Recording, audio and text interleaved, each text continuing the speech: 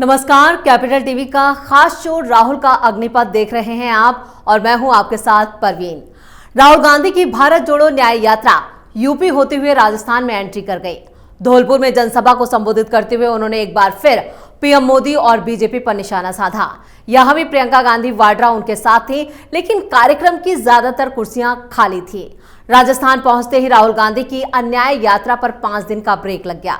वो फिर से अपने उड़न खटोले पर सवार होकर विदेश निकल चुके हैं। अपने पुराने सहयोगी यानी ब्रिटेन के दौरे पर हैं, जहां वो 5 दिनों तक क्या सेटिंग करेंगे पता नहीं। लेकिन ऐसे महत्वपूर्ण वक्त पर जब देश में लोकसभा चुनाव 2024 की घंटी बज चुकी है, वो ब्रिटेन की यात्रा पर हैं, जिससे कई सवाल खड़े होते हैं। आखिर राहुल की और कांग्रेस पार्टी की ऐसी क्या मजबूरियां हैं कि यात्रा पर 5 दिन का ब्रेक लगा दिया गया। आज इसी पर चर्चा के लिए मेरे साथ स्टूडियो में मौजूद हैं कैपिटल टीवी के executive editor Rajeev Kumar. Sir, स्वागत है आपका। धन्यवाद। तो यहाँ पर जिस तरह से राहुल गांधी की जो यात्रा पर फिर 5 दिन का ब्रेक लगा है और विदेश दौरे पर, क्या कहेंगे? देखिए, जिस तरीके से राहुल गांधी बिल्कुल अगंभीर किस्म के राजनेता हैं, उससे सवाल तो पहला ये उठता है कि कांग्रेस की क्या मजबूरी है राहुल गांधी के पीछे पीछे चलना है। कांग्रेस के लिए मजबूरी नहीं, बल्कि कांग्रेस के लिए मजबूरी सोनिया गांधी है।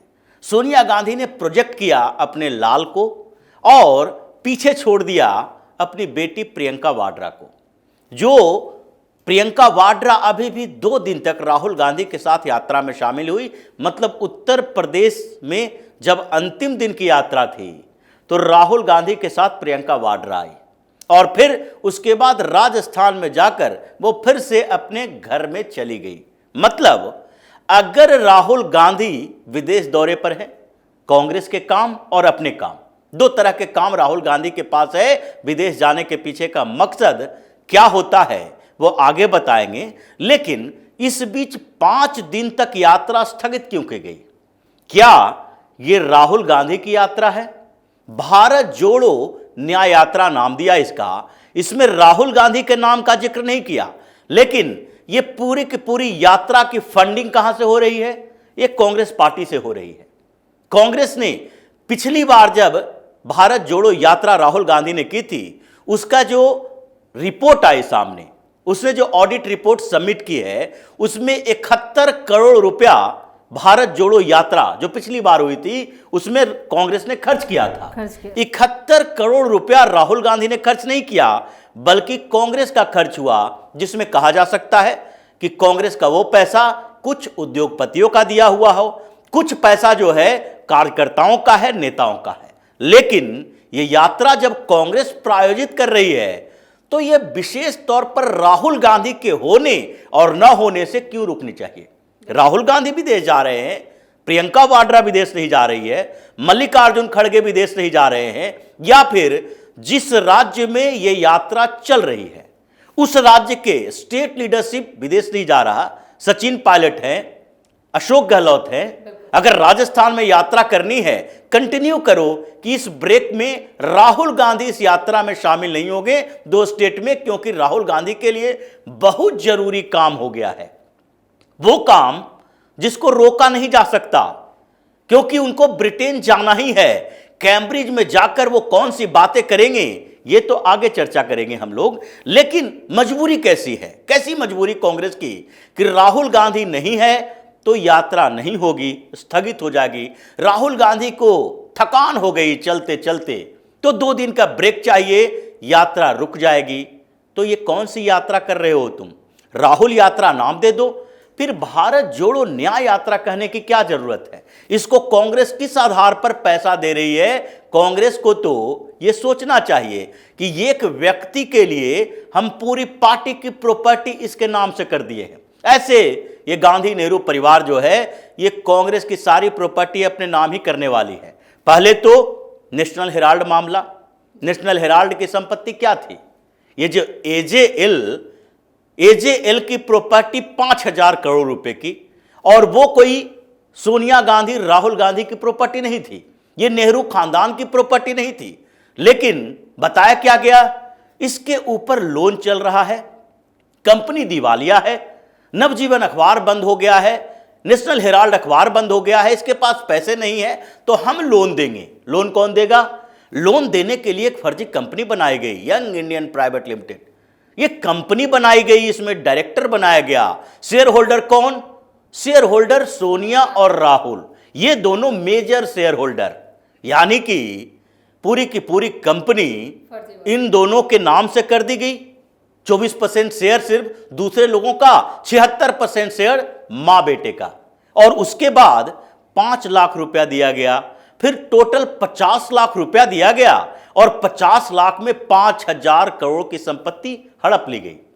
ये यही नहीं रुकने वाला है, ये लोग एक और नया कांड करने वाले हैं। सोनिया गांधी ने पिछले दिनों एक कमिटी बनाई और उस कमिटी में फैसला लिया गया कि तुम लोग लीगल एडवाइजर नियुक्त करो और कांग्रेस की जितनी प्रॉपर्टी है पूरे देश में, अलग अलग राज्यों में कांग्रेस के कार्यालय हैं, स्टेट कैपिटल में और उसके इर्द गिर्द प्रखंड स्तर पर कांग्रेस के पास जमीन है।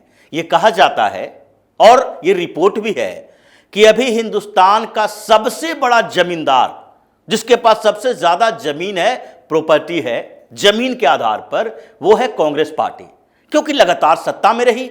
और इसने क्या किया कि हर स्टेट में भी इसकी स्टेट गवर्नमेंट ने अलग अलग जगह पर, यानी सबसे पहले शुरुआत करता था स्टेट कैपिटल से, वहां पर कांग्रेस की एक जमीन होनी चाहिए, कार्यालय होनी चाहिए। उसके बाद डिस्ट्रिक्ट लेवल पर, उसके बाद प्रखंड लेवल पर कई ऐसी प्रॉपर्टी है जिस पर कांग्रेस के नेता निजी तरीके से कब्जा करके रखे हैं। वो जानकारी मिली और सोनिया गांधी ने सबको एक साथ करने के लिए, पूरी लिस्ट तैयार करने के लिए एक कमिटी बना दी। और ये पूरी कमिटी है जो अलग अलग राज्यों में प्रॉपर्टी को देखेगी। और उसके बाद क्या है कि इस प्रॉपर्टी को, जो जमीन है कांग्रेस के नाम पे, उसको बेचने का अधिकार कांग्रेस के अध्यक्ष के पास होगा कि वो नीलाम कर सकते हैं, बेच सकते हैं।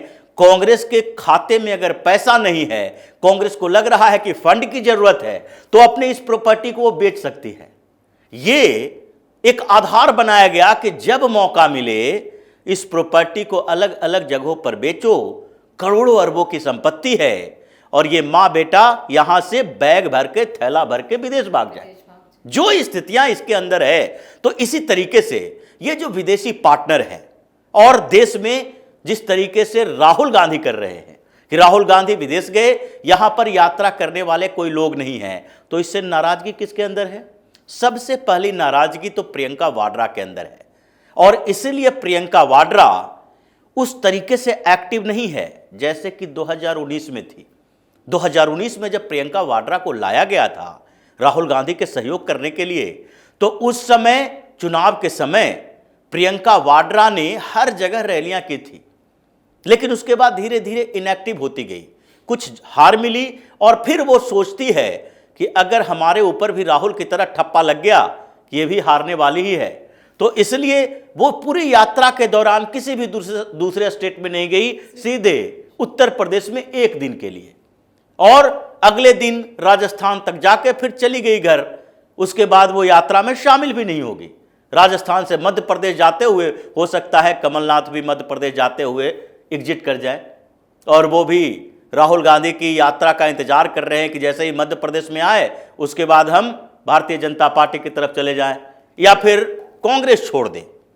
तो ये तो यहां की पॉलिटिक्स है कि राहुल गांधी अगर सीरियस हो तो उसको इस समय, ऐसे समय में 5-5, 6-6 दिन के लिए विदेश जाने की जरूरत नहीं है। वो प्रधानमंत्री नहीं है।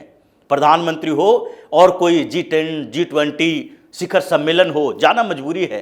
अगर OIC का कोई ग्रुप मीटिंग हो, जाना जरूरी है। लेकिन तुम क्यों जा रहे हो? क्योंकि पहले जब गए थे तो क्या किए थे? पहले भी गए थे विवादों से, तो विवाद पैदा करने का मतलब यह है देश की छवि खराब करने गए थे। और अब ये कैम्ब्रिज की बात है, कैम्ब्रिज में लेक्चर के लिए बुलाया गया है, 2-2 लेक्चर। तो राहुल गांधी ने कैम्ब्रिज में पढ़ाई की, कौन से झंडे गाड़ लिए? अगर राहुल गांधी के अब तक की एक्टिविटी जो देखें, और राहुल गांधी ने अब तक जो शो ऑफ किया है, बताया है अपने बारे में, सारी बातें बता दी कि हम स्विमिंग करते थे, हम कराटे कुंफू करते थे, हमारा शौक ये था, हम कुकिंग कर सकते हैं। कभी भी किसी भी प्लेटफॉर्म पर उसने बताया कि हम जब सेंट स्टीफन में पढ़ते थे तो उस समय स्पोर्ट्स कोटे में एडमिशन हुआ था, मार्क्स मेरा इतना ही था 10वीं में, 12वीं में हमने किसी तरह से 12वीं पास कर ली थी। यहाँ से चूंकि प्रधानमंत्री के खानदान का आदमी जो चला जाए कैम्ब्रिज, उसके बाद ऑक्सफोर्ड, इन जगहों पर इसको कैसे डिग्री मिली और कौन सी स्पेशलिटी थी, इसके विषय में तो कभी चर्चा नहीं हुई। कि हम जब कैम्ब्रिज में पढ़ते थे तो ऐसा सेमिनार होता था और उस सेमिनार में हमने एक ऐसे आइडिया रखा, चाहे पॉलिटिक्स पर ही सही, इकोनॉमी पर ही सही, तुम्हारा जो सब्जेक्ट है उस पर ही सही, वो रख देते। तो कैम्ब्रिज के लोगों को किस आधार पर राहुल गांधी को बुलाना चाहिए लेक्चर के लिए? आधार तो एक ही होता है कि अपने समय, अपने क्लास और वर्तमान में वो कुछ बेहतर करके दिखा रहा है। राहुल गांधी को कैम्ब्रिज बुलाने का एक ही मकसद होता है कि हिंदुस्तान की अभी के समय में दूसरी सबसे बड़ी पार्टी, हिंदुस्तान पर सबसे ज्यादा समय तक शासन करने वाली पार्टी, उसके सर्वे सर्वा हैं। अध्यक्ष रहे या न रहे, सर्वे सर्वा राहुल गांधी हैं और इसीलिए इसको इनवाइट किया जाता है। और दूसरा मकसद यह होता है कि अभी भी जितना भारत के बाहर, चाहे यूरोप ही हो, यूरोप के बाद देख लें अमेरिका हो, ये सारे देश में बैठे हुए जो एंटी इंडिया गैंग है, भारत विरोधी ताकतें, टुकड़े टुकड़े गैंग, उन लोगों को लगता है कि कोई ऐसा व्यक्ति होना चाहिए जो कि हमारे यहां आए और हम बात क्या करें, लोकतंत्र पे बात क्या करें, संविधान पे बात क्या करें, मानवाधिकार पे, और उस पर वो अपने देश के खिलाफ बोले, चाहे वर्तमान शासन के खिलाफ बोले, लेकिन है तो देश के खिलाफ ही। आप विदेश में जाकर, यानी कि घर का झगड़ा है, हस्बैंड वाइफ का झगड़ा है, और बाहर में जाकर चिल्ला चिल्ला कर कहे तो उसको घर का भेदी ही कहा जा सकता है, उसको बेहतर इंसान नहीं कहा जा सकता। तुम अपने देश में डोमेस्टिक पॉलिटिक्स करते हो, यहां जो बोल रहे हो अलग बात है, लेकिन जब तुम विदेश में जाकर कहते हो कि भारत में लोकतंत्र खतरे में है, डेमोक्रेसी के जो डिफेंडर हैं, सुरक्षा करने वाले, उनको सामने आना चाहिए भारत में लोकतंत्र स्थापित करने के लिए, तुम्हें दिखाई नहीं पड़ता कि लोकतंत्र किसको कहते हैं। अगर लोकतंत्र खतरे में होता तो राहुल गांधी जैसा व्यक्ति अभी जेल के अंदर होता, जेल के बाहर नहीं होता। ये घूम घूम कर किसी प्रधानमंत्री को गालियां नहीं देते रहता, उसको इतना अधिकार दिया ही नहीं जाता। लोकतंत्र खतरे में कब था? जब इनकी दादी श्रीमती इंदिरा गांधी प्रधानमंत्री थी और जब लगा कि अब तो कोर्ट से ऑर्डर हो गया है, जेल जाना पड़ेगा, प्रधानमंत्री पद से इस्तीफा देना है, तो क्या करेंगे, इमरजेंसी लगा देंगे। और उस समय जितने जयप्रकाश नारायण आंदोलन करने गए, पकड़ के जेल में डाल दी। जितने बड़े बड़े नेता थे आंदोलनकारी, मोरारजी देसाई से चौधरी चरण सिंह तक, सबको जेल के अंदर डाल दिया। और जयप्रकाश नारायण की स्थिति तो ऐसी हो गई कि जेल के अंदर पता नहीं क्या क्या किया गया, टॉर्चर। जेल से निकलने के बाद वो मर गए, मौत हो गई उनकी। और वो मिस्ट्री है, उसी तरीके से मिस्ट्री है जैसे डॉक्टर श्यामा प्रसाद मुखर्जी जम्मू कश्मीर गए और वहां जेल में डाल दिया गया, फिर वो मर के ही बाहर निकले। ये भी एक मिस्ट्री है। जवाहरलाल नेहरू के ऊपर एक कलंक माना जाता है कि क्यों नहीं जांच करवाए, क्यों नहीं कमीशन बनवाए, डॉक्टर श्यामा प्रसाद की मौत की जांच क्यों नहीं होनी चाहिए थी।